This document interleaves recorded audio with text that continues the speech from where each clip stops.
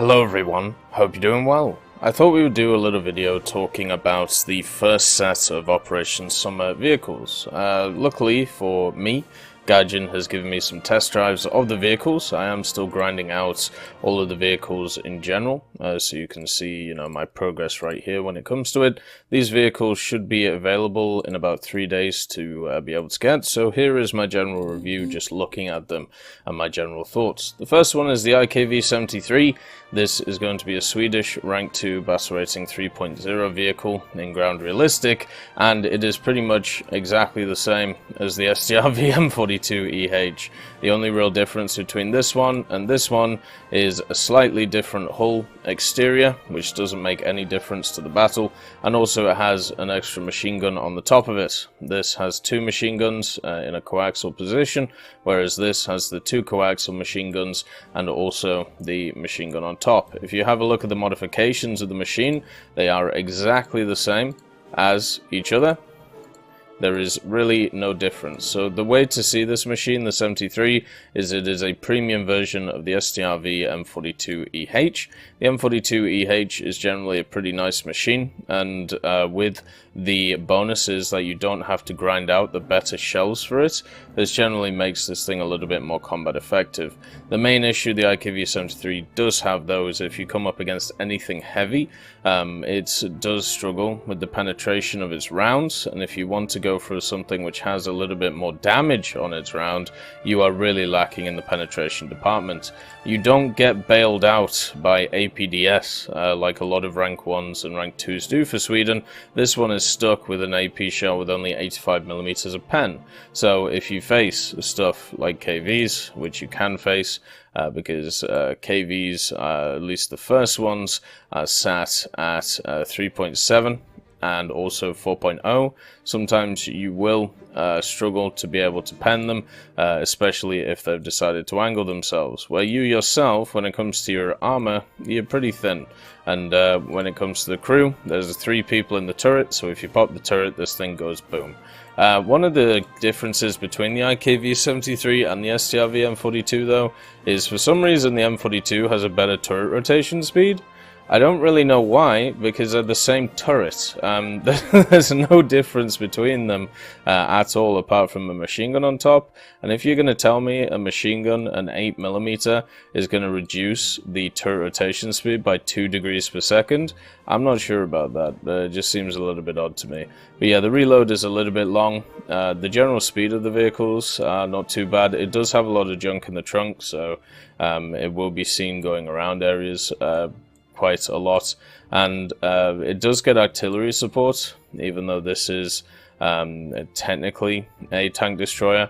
You can see how it's labeled as a tank destroyer, where most tank destroyers in the game, such as this one, the SAV-M43, they don't get artillery. The IKV-73 does, so it gives it a little bit of an advantage over some of its competition. So yeah, it's a pretty standard vehicle. It'll be nice to get if you are looking to grind through Sweden.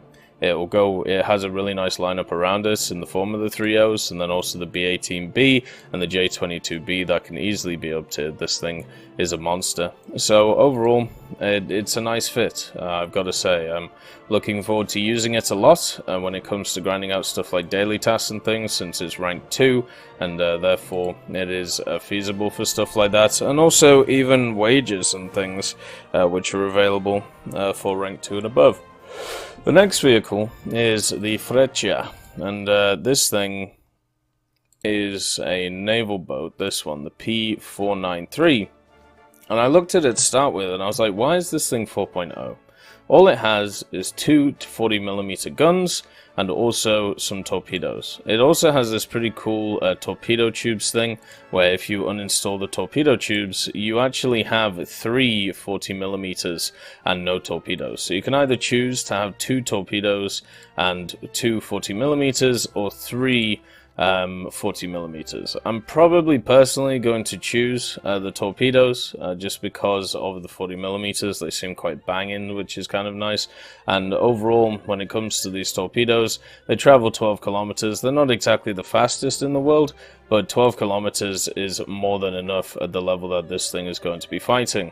The fact that it's a 4.0 means that it's in that destroyer BR, and generally when it comes to machines like this, which don't have a lot of armor, which don't have a lot of crew, the survivability of them is pretty terrible. It's probably going to get hull broken by a lot of machines when it comes to fighting like destroyers and stuff like that. But one thing you also have to understand is at this BR, there is like certain other ships from other nations, such as Germany and the Soviets, such as the Albatross class with its 76mm, and the Soviets with their stuff like the Project 206 and the Project 206M, where these things dominate like the smaller battles that you have at those BRs.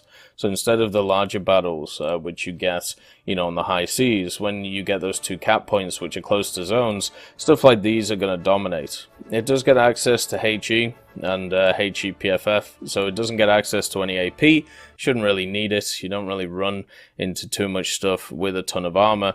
And one thing, the reason why I thought, you know, this thing being at the BR that it's at probably wasn't the best idea is because it had limited armament, but then I fired it, and I'll show you what I mean. So this thing has 240mm, right? Look at the fire rate.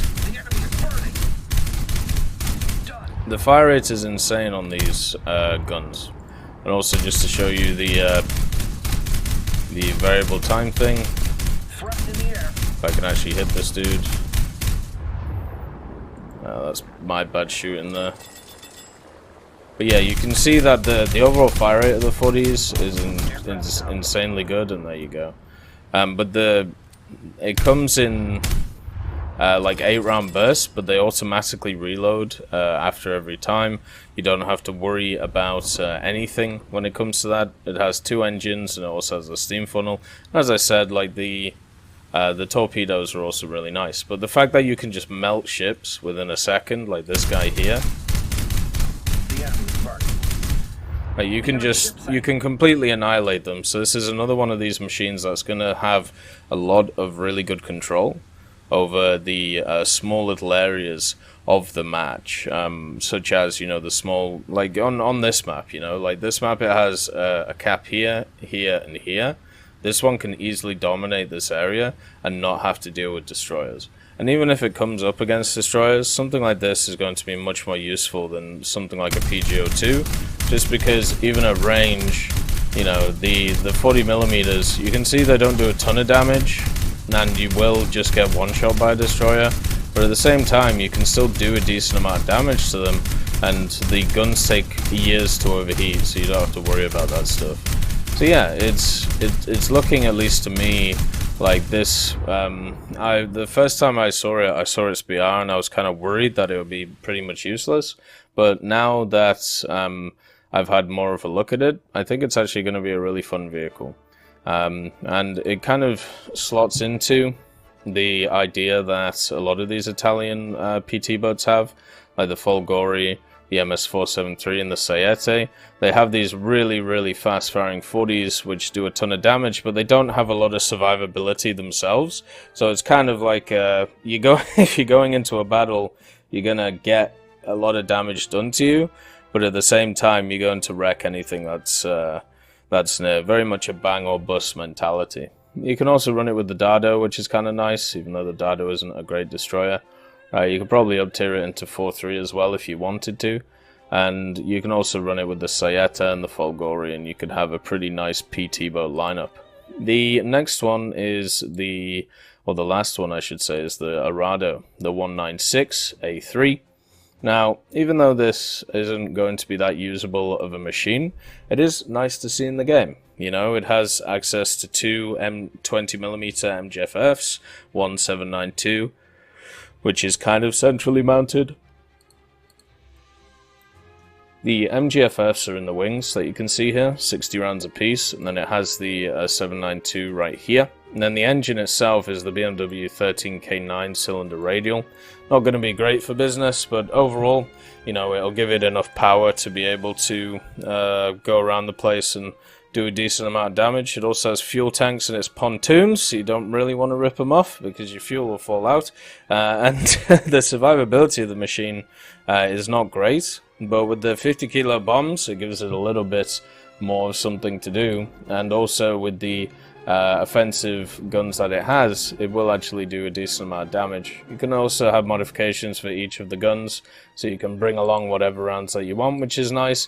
And also for it, in realistic, it has a 300% RP reward, so if you're looking to use this to like get through the first rank 1 and 2 of the Geometry, this is actually a quite nice pickup, but its SL reward is low, at only 90% overall, which is incredibly low right now. My guess is the reason why it's so low is because it doesn't have the premium bonus affected on it yet, just because this is a test drive vehicle and not a fully fledged vehicle yet, so that should be higher than what you see right there.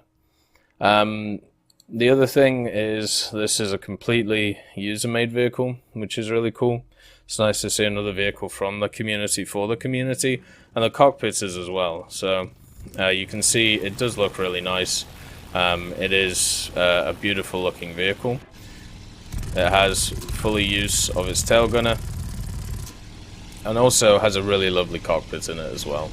So it's one of these machines which is probably not going to be that useful in the game. It'll be useful a little bit in stuff such as the naval forces part of the game. It might be useful in user missions. It might be useful in maybe certain parts of World War modes and stuff like that. But generally, this machine is just there for the looks. Kind of like the HU-51 hydroplane. It's just another vehicle which is lovely to see, but not too much use. If I'm going to rank the vehicles in most useful, I think the Freccia goes 1, the IKV goes 2, and this thing is unfortunately last. But style points, this one definitely wins it. It's a beautiful, beautiful machine to see.